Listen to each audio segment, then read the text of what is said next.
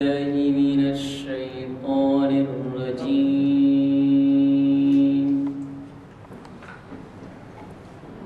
بسم الله الرحمن الرحيم.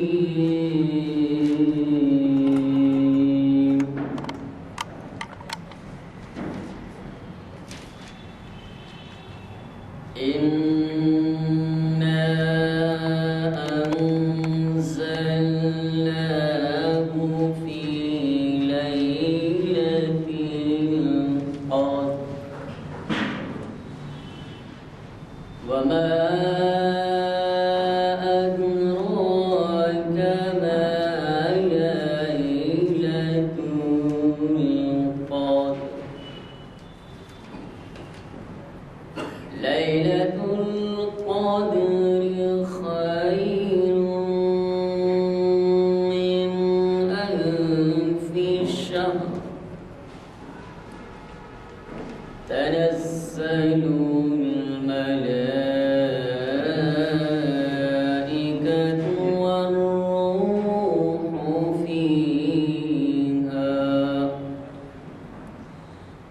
والروح فيها بإذن ربهم من كل أمر. سلام هي حتى مطلع الفجر. صدق اللہ. پہلی دوسرے سلسلے میں تو ہو گئی تاریخ اسلام کی محفل ہفتے کے دنوں کی، اور آج کی یہ پہلی محفل جیسے کہ آپ سب واقف ہیں، آئین کی حفاظت، ملک کی حفاظت ہے کے عنوان سے شریعت انفارمیشن سروس کی 803ویں نشست ہے، اور اسے آپ کے جانے پہچانے نامور مخرر، نامور مفتی محمد عرفان قاسمی صاحب مخاطب فرمانے ہیں۔ مجھے بڑی خوشی اس بات کی ہے کہ انہوں نے ایک ایسا عنوان دیا ہے جس کی بڑی سخت ضرورت ہے، جس سے عوام کو واقعیت بنا آنے کے لیے بہت شدید ضرورت ہے اس کی۔ ہم سنتے ہیں قانون، آئین سب، مگر اس کے جو اصل گل ہیں وہ گل، اور جو جس کے بارے میں کہ جو ہے ہر شخص کو جاننا چاہیے، اس سے واقف نہیں ہے۔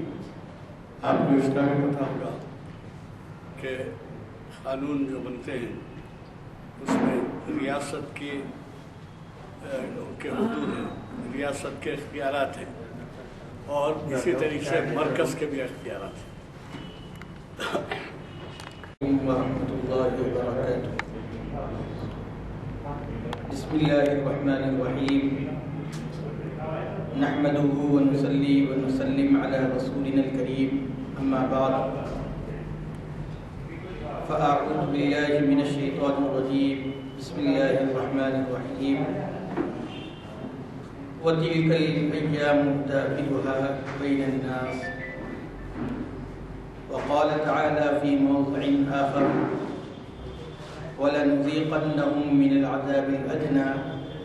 دُونَ الْعَذَابِ الْأَكْبَرِ لَعَلَّهُمْ يَرْجِعُونَ۔ صدق اللہ العظیم۔ محترم و مکرم، لائق صد احترام حاضرین کرام و ناظرین عظام، یہ عنوان لاک ڈاؤن سے پہلے ماہ مارچ کے اندر دیا گیا تھا۔ اس وقت ملک کے جو حالات تھے، اتنا لمبا اور طویل عرصہ گزرنے کے باوجود اس عنوان پر تبدیلی کرنے کی کوئی ضرورت محسوس نہیں کی۔ وجہ ہم سب جانتے ہیں کہ جب سے اسلام دشمن طاقتیں اس ملک کے اوپر قابض ہوئی ہیں اس وقت سے ہم دیکھ رہے ہیں کہ اس ملک کا آئین اور اس ملک کا دستور، جس کو کافی حد تک تمام مذاہب کے لوگوں کو مد نظر رکھ کر مرتب کیا گیا، اور ایسا آئین اور ایسا قانون اور ایسا دستور بنایا گیا جس کی روشنی میں تمام مذاہب کے لوگ اس ملک میں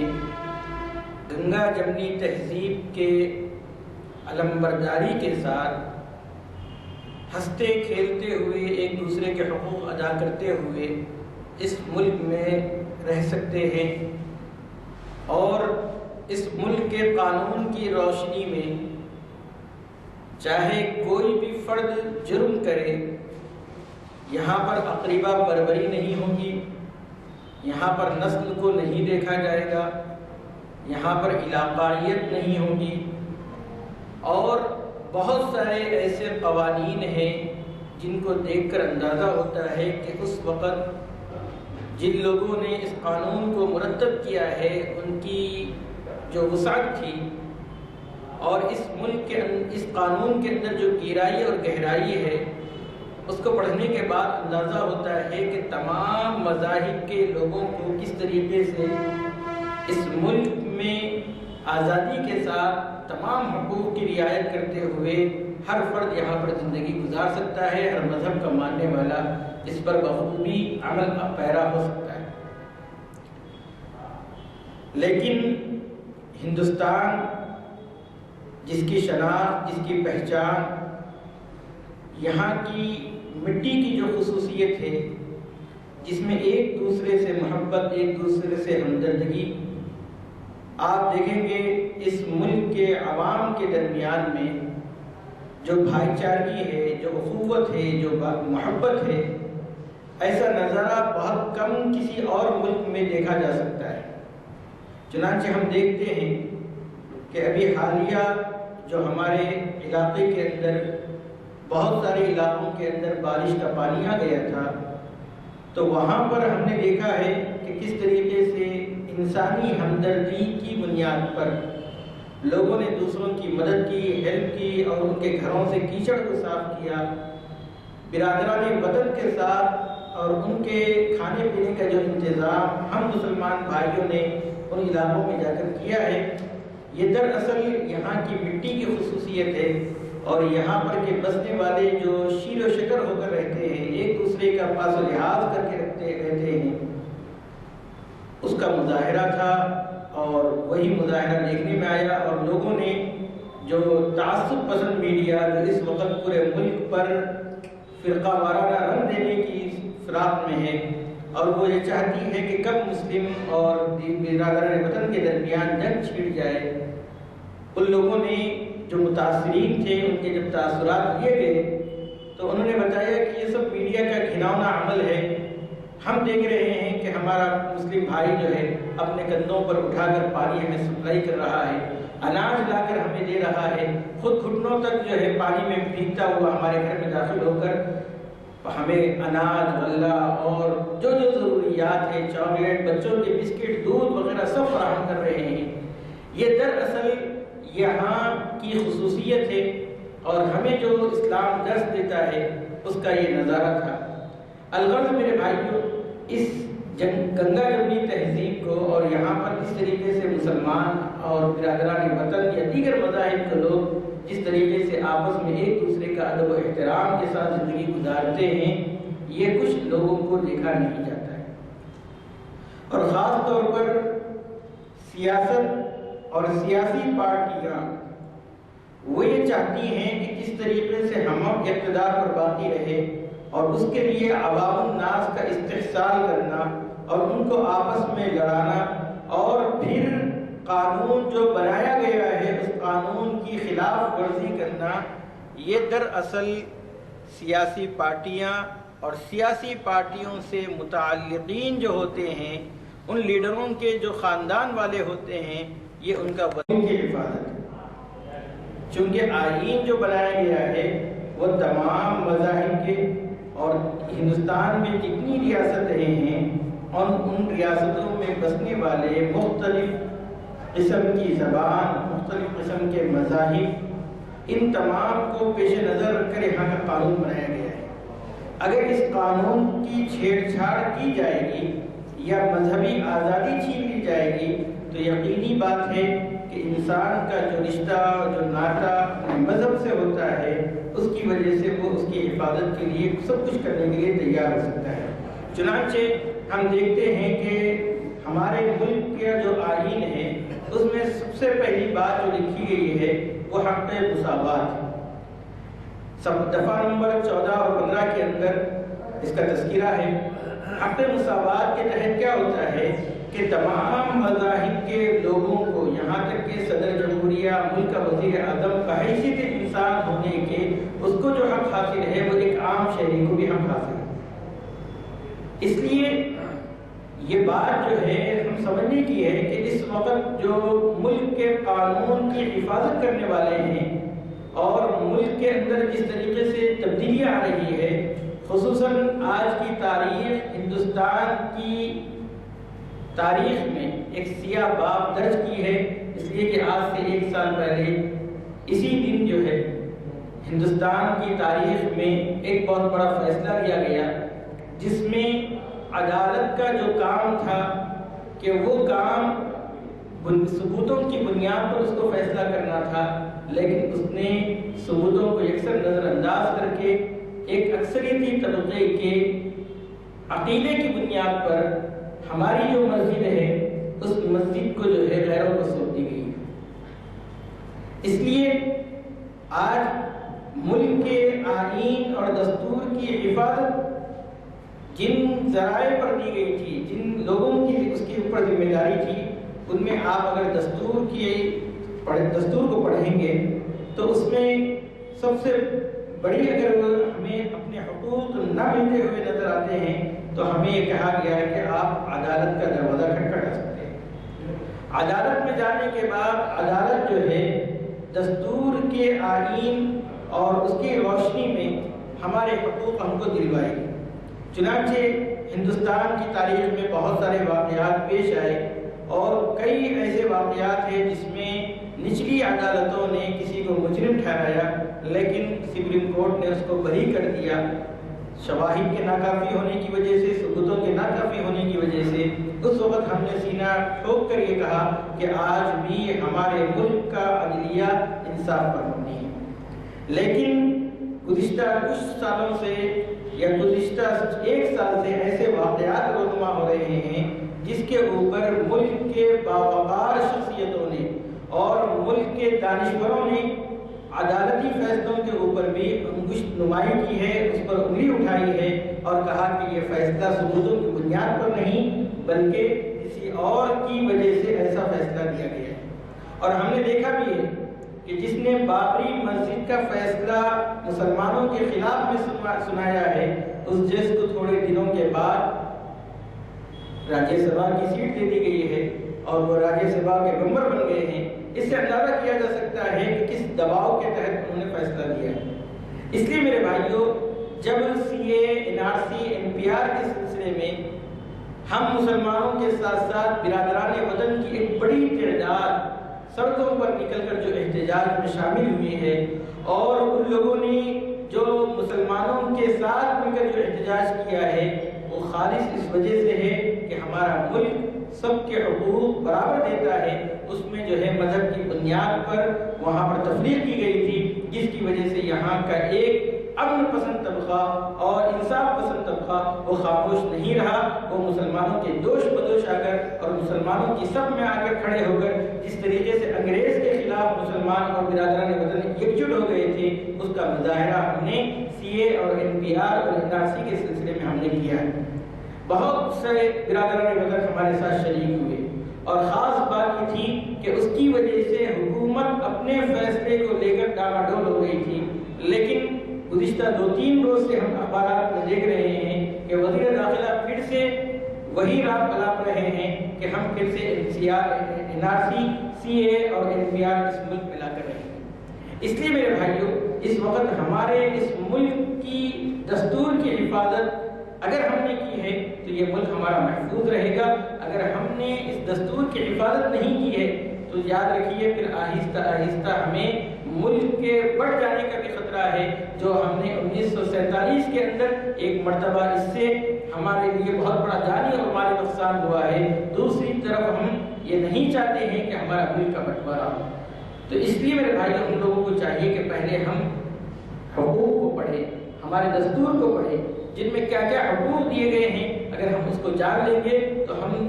سینہ ٹھوک کر اور ہم سینہ تان کر جو ہے لوگوں کو بتا سکیں گے کہ یہ ہمارا ملک ہے، یہ ہمارا ملک کا آئین ہے، یہ ہمارا ملک کا دستور ہے، جس کی روشنی میں ہم تمام چیزیں اختیار کر سکتے ہیں. چنانچہ ہم دیکھتے ہیں کہ اس ملک کے اندر دفعہ نمبر 19 سے 22 تک حق آزادی کی گئی ہے.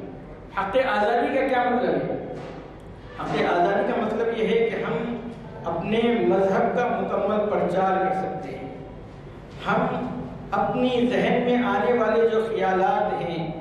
یا ہم آزادی کے ساتھ اپنا قلم، اپنی زبان اس کا استعمال کر سکتے ہیں. اسی طریقے سے اس ملک کے اندر مذہب کی آزادی بھی دی گئی ہے. یعنی یہاں پر جین کے لوگ بھی رہ سکتے ہیں، بدھ مت کے لوگ بھی رہ سکتے ہیں، سکھ برادری کے لوگ بھی یہاں پر رہ سکتے ہیں، عیسائی مذہب کے پیروکار بھی یہاں رہ سکتے ہیں، مسلمان بھی یہاں رہ سکتے ہیں، دلت بھی یہاں پر اپنے مذہب کی بنیاد پر یہاں رہ سکتے ہیں. یہ تمام مذاہب کے لوگ اس طریقے سے رہ سکتے ہیں جس طریقے سے ایک چمن ہے جس میں مختلف قسم کے پھول وہاں پر کھل رہے ہیں اور ہر پھول اپنی طرف کشش رکھتا ہے اور دیکھنے والے کو وہ پھول جو ہے اپنی طرف بلا سکتا ہے اور اس کی خوشنمائی اور رنگت کو دیکھ کر ہر لوگ جو ہے اس سے لطف اندوز ہو سکتے ہیں. اسی طریقے سے یہ ملک ہے، یہاں پر کے ماننے والے مختلف مذاہب کے لوگ ہیں اور پھر وہ اس طریقے سے رہتے ہیں جس طریقے سے ایک چمن کے اندر درخت رہتے ہیں. ایک درخت دوسرے درخت کا کوئی نہیں نقصان کرتا ہے، وہ اس کے کوئی حقوق نہیں لیتا ہے. اسی طریقے سے یہاں کے رہنے والے اپنے مذہب پر عمل پیرا ہوتے ہوئے تمام مذاہب کے لوگوں کا احترام کرتا ہے، ان کے ساتھ اچھا سلوک کرتا ہے، ان کے ساتھ مذہبی رواداری کا معاملہ کرتا ہے. یہ چیزیں اگر ملک کے اندر رہیں گی تو ملک کے اندر امن و امان باقی رہے گا، ملک کے دستور بھی محفوظ رہے گا اور یہ ملک بھی محفوظ رہے گا. اسی طریقے سے اس ملک کے اندر ثقافتی اور تعلیمی حقوق دفعہ نمبر 29 اور 30 کے اندر دیے گئے ہیں، جس میں ہم اپنا کلچر، یعنی ہم مسلمان ہیں تو بحیثیت مسلمان ہمارا جو تہذیبی اور ثقافتی کلچر ہے ہم اس کو اختیار کر سکتے ہیں. چنانچہ ہم دیکھتے ہیں کہ اس ملک کے اندر جتنے مسلمان ہیں وہ مسلمان اپنے اپنے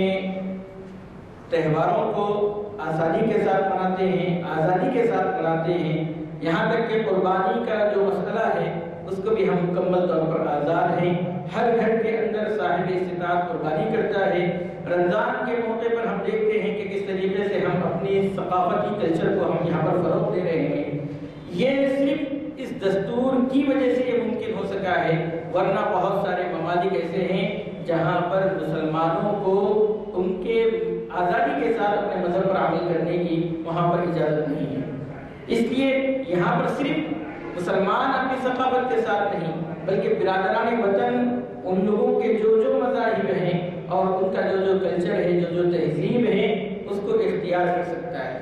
پر قسمت یہ کہیے کہ ابھی ملک کے اندر ایسے حالات پیش آئے جس میں ہم نے دیکھا ہے کہ یوپی کے ایک علاقے کے اندر ایک مسلمان کو نوکری سے اس لیے سبکدوش کر دیا گیا کہ اس نے بغیر اجازت داڑھی رکھی تھی اور بار بار تنبیہ کرنے کے باوجود وہ اس سے باز نہیں آ رہا. لیکن بات اصل یہ ہے کہ یہ صرف کیوں کیا گیا ہے؟ تعصب کی بنیاد پر کیا گیا ہے. حالانکہ اسلام کے اس قانون کے اندر اس مذہب کے آزادی کے ساتھ جو قانون بنایا گیا ہے اس میں ایک بات یہ بھی ہے کہ ان کو اجازت دے دینی چاہیے تھی، لیکن جس طریقے کا رد عمل کیا گیا ہے اس سے صاف ظاہر ہو جاتا ہے کہ یہ تعصب کے اوپر کیا گیا ہے. اسی لیے اگر اس طریقے سے بات ہوتی ہے تو پھر اس کے نتائج اچھے نہیں ہوتے. اس کے نتائج پھر اس کے اوپر رد عمل ہوتا ہے اور لوگ جو ہے پھر پرتشدد ہو جانے لگتے ہیں. اس لیے میرے بھائیوں یہاں پر جو ہے حکومتوں کو بھی چاہیے، ریاستی بات نہ کرے بلکہ تمام مذاہب کو لے کر اور تمام مذاہب کے ماننے والوں کو اپنے اوپر جو ہے اسی طریقے سے سمجھے جیسے ہمارے مذہب کا جو تعلق ہوتا ہے اس کے ماننے والے جس طریقے سے ہوتے ہیں ایسے ہی دیگر مذاہب کے ماننے والوں کے ساتھ بھی وہ ادب و احترام ضروری ہے۔ پانچویں بات جو ہے وہ ہمارے دستور کے اندر جائیداد کا حق ہے، یعنی ہم اپنی جائیداد کا حق رکھتے ہیں اور اسی طریقے سے اپنی جائیداد کو فروغ کرنے، خریدنے اور تمام معاملات کرنے کے سلسلے میں بھی ہم آزاد ہیں۔ اگر یہ چیزیں جو ہوتی ہیں، حقوق جو دیے گئے ہیں، اگر ان کے اوپر مکمل عمل آوری ہوتی ہے تو ایسی صورت میں یہ ملک بہت اچھی طریقے سے ترقی کی راہ پر گامزن ہوگا۔ اگر ان حقوق کے اندر خلاف ورزی کی جاتی ہے یا حقوق کو دبانے کی بات کی جاتی ہے، آپ سمجھ لیجئے کہ حق مساوات جو پہلی چیز اس کے اندر ہے، اس کے اندر کمی زیادتی ہوتی رہے گی۔ تو آج جو ہم ماحول دیکھ رہے ہیں کہ کسی لیڈر کا بیٹے سے یا اس کے خاندان سے کوئی غلطی ہوتی ہے تو اس کے باوجود وہ لیڈر ہوتا ہے، حالانکہ ہونا یہ چاہیے تھا کہ غلطی ہو جائے تو اس کو وہی قانون کا ویسے ہی ڈر ہونا چاہیے تھا جیسے عام شہری کے اندر ڈر پیدا ہوتا ہے۔ اگر یہ چیز اگر آئے گئی تو یقین رکھیے کہ ہمارا ملک جو ہے یہاں پر جرائم نہیں ہوں گے۔ آج تھوڑے دن پہلے آپ نے دیکھا ہوگا کہ یو پی کے ایک علاقے کے اندر ایک دلت بیٹی کا ریپ کر دیا گیا، اجتماعی ریپ ہوا، اور پھر اس کے بعد پھر سیاسی گھمسان جو ہوا ہے، اگر اس کا پس منظر دیکھیں گے تو آپ کو پتا چلے گا کہ زرعی بل کے بعد پھر ایسا جو ہے سوشل میڈیا کے اندر اس بات پر جو ہے کافی بحثیں ہوئی۔ زرعی بل جو کسان کے مخالف بل لایا گیا تھا اس کو دبانے کے لیے میڈیا نے، آپ نے دیکھا ہوگا، ایسے تیور دکھائے ہیں کہ کبھی وہ بی جے پی لیڈروں کے سامنے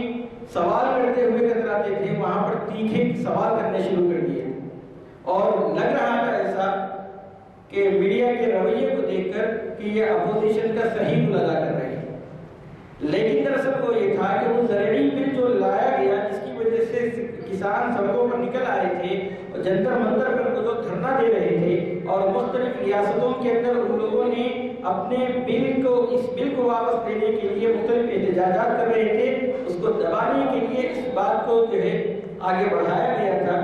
وہ جو ہے دراصل سیاست دان جانتے ہیں کہ کس طریقے سے کھیل کھیلا جاتا ہے، لیکن بتانا یہ مقصود ہے کہ جس طریقے سے اجتماعی ریپ کیا گیا ہے، اگر اس ملک کے اندر حق مساوات ہوتا اور جو بھی جرم کرتا ہے اس کو سزا فوراً دی جاتی تو پھر جرائم کا ارتکاب نہیں ہوتا۔ اللہ رب العزت نے قرآن مجید میں زنا کی جو سزا دی ہے اس سزا کے تعلق سے فرمایا گیا وَلْيَشْهَدْ عَذَابَهُمَا طَائِفَةٌ مِّنَ الْمُؤْمِنِينَ، زنا کرنے والا مرد ہو یا عورت ہو، جب ان کو سزا دی جا رہی ہے تو ایسی صورت میں ایک بڑی جماعت اس کا مشاہدہ کرے۔ عام طور پر جب سزا دی جاتی ہے تو مشاہدہ کرنے کی کیا بات ہے؟ بات دراصل یہ ہے کہ اگر کسی کے دل کے اندر یہ خیال بھی پیدا ہو کہ اگر میں ایسا گھناؤنا عمل کرنے جا رہا ہوں تو اس سزا کو دیکھ کر وہ اس گھنونے عمل سے باز آ جائے۔ چنانچہ اس ملک کے قوانین کے اندر جو بھی قانون ریپ کا ہو یا جو بھی قانون جو جرائم کے قانون ہیں، اگر ان کے اوپر فوراً عمل آوری ہوگی تو ظالم اور جابر لوگ جو گناہ کرنے کا ارادہ کرتے ہیں، جرائم کرنے کا ارتکاب کرنے کا وہ خیال کرتے ہیں، فوراً اس سے بعد آ جائے گا۔ یہ حق مساوات کے اندر ہوتا ہے۔ اسی طریقے سے ہمیں جب بولنے کی آزادی ہے، تقریر کرنے کی آزادی ہے، ہم اپنے کلچر کو، اپنے تہذیب کو کسی طریقے سے پھیلانے کی آزادی ہے، اگر اس پہ روک لگا دی جائے گی تو پھر انسان جو ہے غلامی ذہنیت ہو جاتی ہے اس کے اندر، اور پھر وہ ماتحت ہو کر اپنی بات کو دوسروں کے سامنے نہیں پہنچا سکتا۔ ہم دیکھتے ہیں کہ دیگر ممالک کے اندر حکومت کے خلاف بولنے کے لیے بھی لوگ تیار نہیں ہوتے، آمادہ نہیں ہوتے۔ الحمدللہ ہمارے ملک کے اندر جب بھی صدر جمہوریہ ہو یا وزیر اعظم ہو یا کوئی بڑا سے بڑا عہدیدار ہو، اگر وہ قانون کے خلاف ورزی کرتا ہے اور قانون کے خلاف بولتا ہے تو بہت سارے لوگ جو ہے اپنے جو مضامین ہیں اس کے ذریعے سے اور اپنی باتوں کے ذریعے سے اس کا کھل کر مخالفت کرتے ہیں اور ان کو جیل جانے کا یا ان کی گرفتار ہونے کا کوئی ڈر نہیں ہوتا ہے، یہ ہمارے اس قانون کی بدولت ہے۔ اسی طریقے سے مذہب کی جو آزادی ہے، اس مذہب کی آزادی کے طور پر مذہب سے انسان کا دلی لگاؤ ہوتا ہے۔ ابھی ہم نے دیکھا ہے کہ فرانس کے اندر جناب نبی کریم محمد عربی صلی اللہ علیہ وسلم کے خلاف میں حکومت جب آگے آ گئی تو ہم مسلمانوں نے پوری دنیا کے اندر احتجاج کیا ہے، جو جیسا بھی کیا ہے احتجاج کیا ہے، لیکن یہاں کی میڈیا، ملک کی میڈیا نے کیا کیا، وہاں پر دو عمل ہوئے تھے لیکن دونوں کو یکساں کر کے پیش کرنے کی کوشش کی ہے۔ ایک عمل یہ ہوا تھا کہ ایک ٹیچر نے نبی کریم صلی اللہ علیہ وسلم کے علیہ باللہ خاکے بنائے تھے اور اسٹوڈنٹ کو دکھلایا تھا اور پھر ان سے کہا تھا کہ تم بھی اس طریقے کے کارٹون بنا کر لائے۔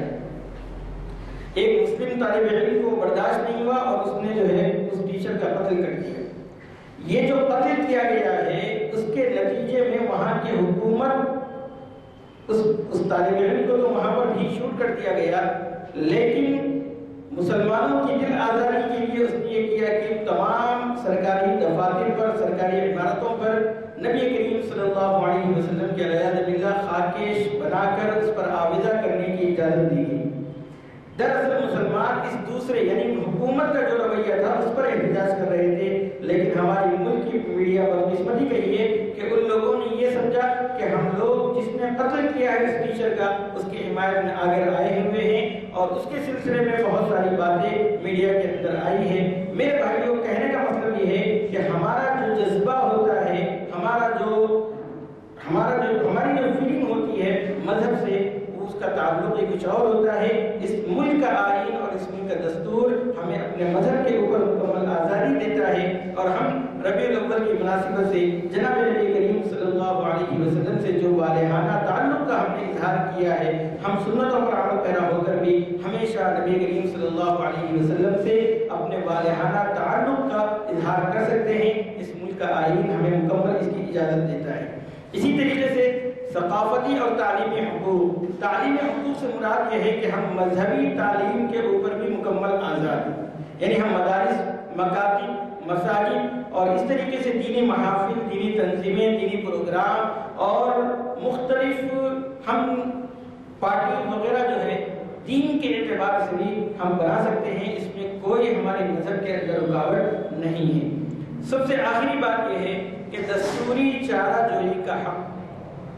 یعنی اگر ہمارے ان دستور کے اندر اگر کوئی بھی ایسی بات پیش آ جائے جس کی وجہ سے ہمیں ایسا لگ رہا ہو کہ ہمارے حقوق یہاں پر سلب کر لیے گئے، بہت سی مرتبہ ہوتا ہے کہ ہم دیکھتے ہیں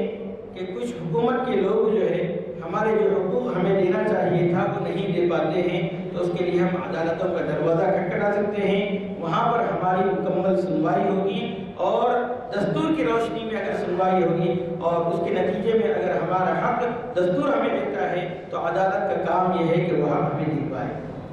یہ تمام باتیں میں آپ کے سامنے اس لیے کہہ رہا ہوں، اس لیے بتا رہا ہوں کہ آج مسلمانوں کا ایک بڑا طبقہ دستور کیا ہے، آئین کیا ہے، قانون کیا ہے، اس سے کوئی سروکار نہیں، اس سے کوئی سروکار نہیں ہے۔ حالانکہ قانون بنایا ہی اس لیے گیا ہے تاکہ ہمارا ملک محفوظ رہے، اور ہم نے دیکھا ہے کہ پڑوسی ممالک کے ملک کے مقابلے میں ہمارے اندر کبھی بھی یہاں پر جمہوریت کا خون نہیں کیا گیا، یہاں پر کبھی بھی فوج آ کر اقتدار پر قابض نہیں ہوئی، فوج نے آیا اور وہاں کے وزیر اعظم کو ہٹا کر فوج اس پر قابض ہو گئی ہے۔ ہمارے ملک کے اندر الحمدللہ نہیں ہوا۔ کیوں نہیں ہوا؟ اس لیے کہ ہمارے پاس قانون فوج کے جو حقوق دیے ہیں وہ ان کے اوپر جو حقوق ہیں وہ حقوق اگر حکومت ادا کر رہی ہے تو فوج جو ہے اپنی ہی جگہ پر مستحکم ہے، اور اسی طریقے سے جن لوگوں کے حقوق اس میں رکھے گئے ہیں اب تک کے جتنی حکومتیں ہیں ان میں تھوڑی بہت کوتاہی ہوتی رہی ہوگی، لیکن ان کے حقوق دیتے رہے ہیں، جس کی وجہ سے ہمارا ملک جو ہے محفوظ رہا ہے۔ اب یہ جو بات آ رہی ہے جس میں سب سے پہلے لفظ جمہوریت کو ہٹانے کی بات کہی گئی ہے، اور اسی طریقے سے ایک مسلمانوں کو مذہب کی بنیاد پر تفریق کیا گیا ہے، اور دیگر جو باتیں آ رہی ہیں، اب یکساں سول کوڈ کی لوگ بات کر رہے ہیں، اور آئندہ چل کر کچھ ایسی قانون لانے کی بات کر رہے ہیں جس میں اس ملک کا قانون ہندوتوا